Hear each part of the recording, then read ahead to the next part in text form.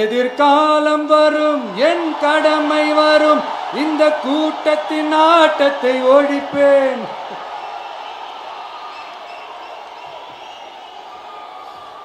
மக்கள் அரசியல் என்ற அந்த சவுக்க கையில் எடுக்கலாமா? யாருக்கு எதிரான தானே கேட்கிறீங்க? வேற யாரு? மறைமுக உறவுக்காரர்களான பாசிச பாஜகவும் பாய்சன் திமுகவும் தான்.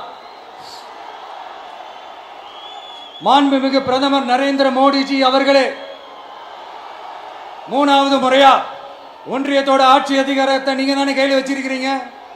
இல்ல நாங்க தெரியாம தான் கேட்கிறோம். நீங்க ஆட்சிக்கு வந்தது ஒட்டுமொத்த மக்களுக்கும் நல்லது செய்யவா, இல்ல நம்மளுடைய இந்த இஸ்லாமிய நண்பர்களுக்கும் இஸ்லாமிய தோழர்களுக்கும் எதிராக சதி செய்யவா? மக்களுக்கு உங்ககிட்ட கேட்கறதுக்குன்னு ஏராளமான கேள்விகள் இருக்குது. அதனால அவங்க சார்பா அவங்கள ஒருத்தனா அவங்களோட ஒரு உண்மையான ஒரு பிரதிநிதியா உங்ககிட்ட சில கேள்விகள் கேட்கணும். மிஸ்டர் பிரைம் மினிஸ்டர் அவர்களே, நம்ம தமிழ்நாட்டு மீனவர்கள் கிட்டத்தட்ட ஒரு 800 பேருக்கு மேல இலங்கை கடற்படையால தாக்கி அழிக்கப்பட்டிருக்கிறாங்க. அதை கண்டிக்கிறதுக்காக உங்களை பெருசா எதுவும் செய்ய சொல்லல, சின்னதா ஒன்னே ஒண்ணு மட்டும் செஞ்சு கொடுங்க. இனிமேலாச்சும் எங்களுடைய மீனவர்கள் பாதுகாப்பா இருக்கிறதுக்காக இந்த கச்சத்தீவை இலங்கை கிட்ட இருந்து மீட்டு கொடுத்துருங்க, அது போதும்.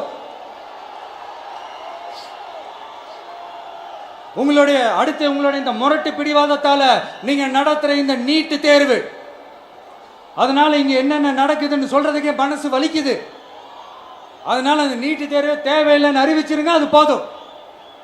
செய்வீர்களா திரு நரேந்திரபாய் தாமோதர் மோடிஜி அவர்களே?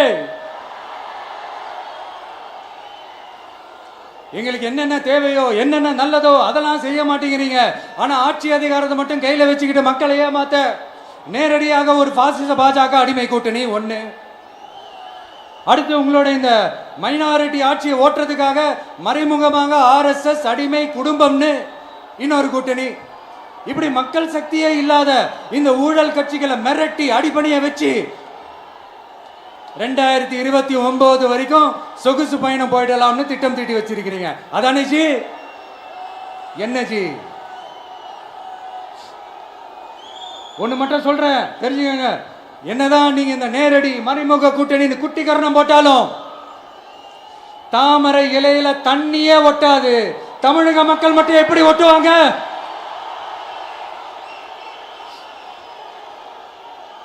இங்க ஒரு MP சீட்டு கூட தரலன்றதுக்காக தமிழ்நாட்டுக்கும் தமிழ்நாட்டு மக்களுக்கும் எதுவுமே செய்யாம ஓரவஞ்சனை செய்யுது இந்த ஒன்றிய பாஜக அரசு.